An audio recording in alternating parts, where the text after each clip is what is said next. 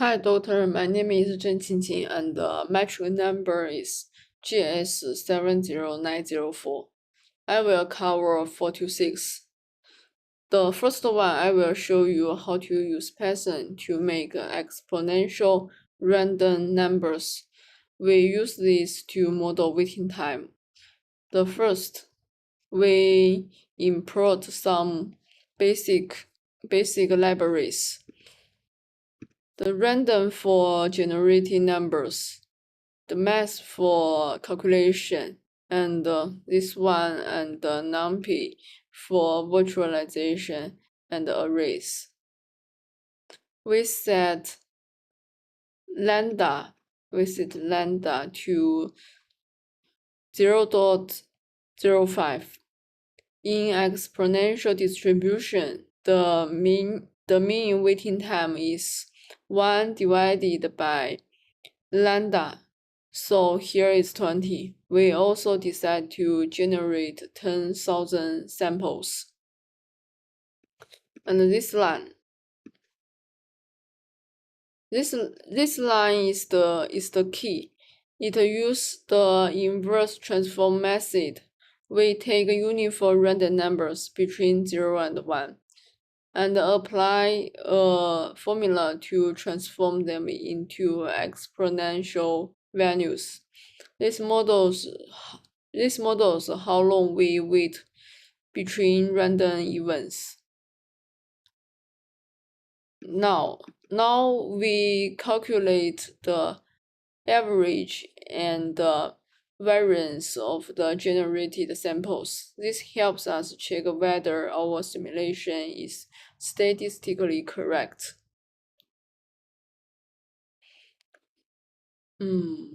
Here we create a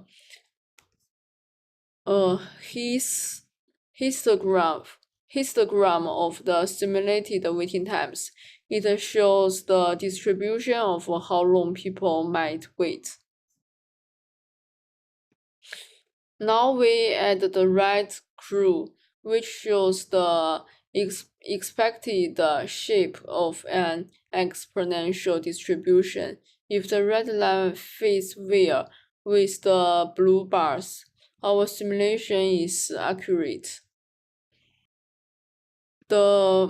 The black dashed line shows the average of our simulated values. We also add labels, title, and the legend to make the chart easier to understand.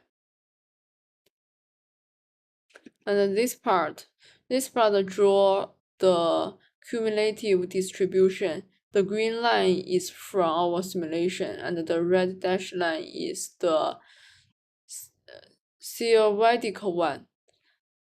They match very closely, showing our data is reliable. Finally, we display the plots. Both the histogram and the cumulative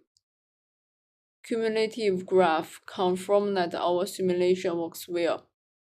So, using Python and a little math, we successfully simulated exponential waiting times.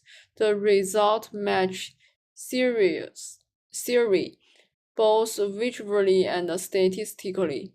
The method is useful in modeling systems like queuing, network delays, or service process.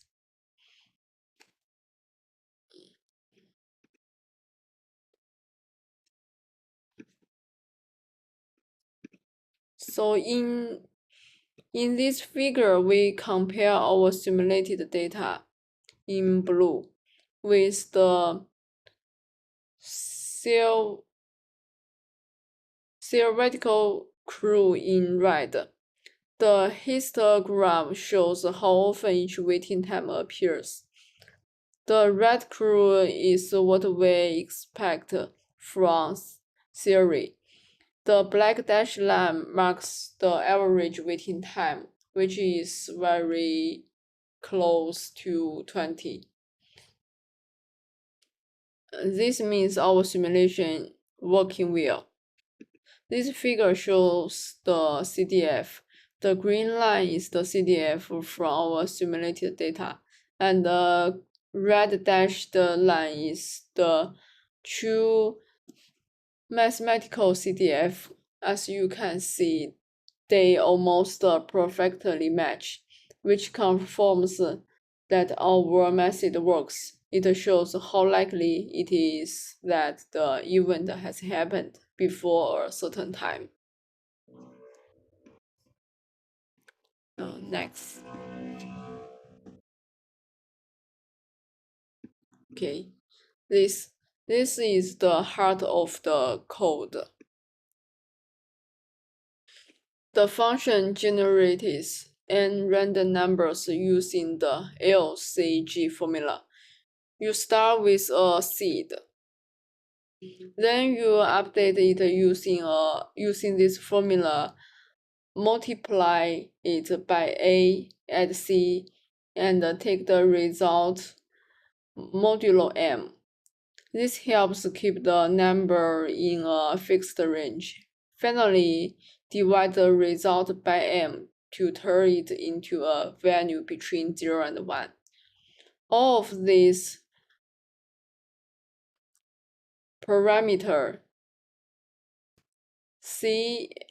A, C, M, and seed control how the random sequence behaves. If you change the seed, you get a completely different sequence. In the main part of the code, we set the seed to 1, 2, 3, 4, 5, and ask the function to generate 10 random numbers. Then we print each one of them. If we use the same seed again, we will always get the same numbers. That's why it's called pseudo-random.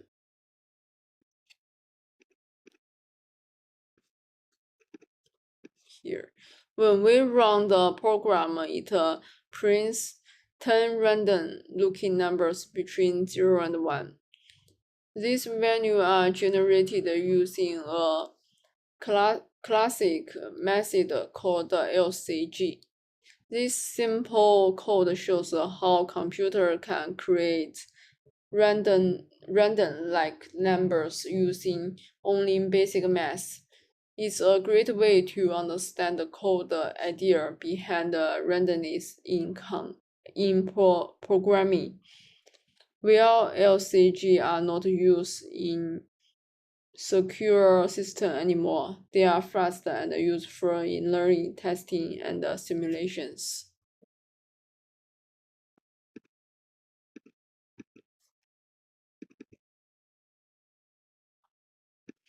This function works the same as the basic version, but here we use NumPy instead of regular. NumPy makes it easier to scale later if we want to use arrays or vectors. The rest is the same. We multiply 8, take the remainder, and normalize to get values from 0 to 1. In the main part, we set a seed and generate 10 values. We print each random number one by one. The output is the same as before because the math hasn't changed. We just use NumPy to do it. This program also prints a list of random looking numbers between 0 and 1. It used the same logic as before, but now with the NumPy. This version shows how we can rewrite the same random number generator using NumPy. It's a small change, but important. If we plan to work with large-scale data or want to better performance, NumPy makes our code cleaner and more flexible for future improvements. Okay, my part is done.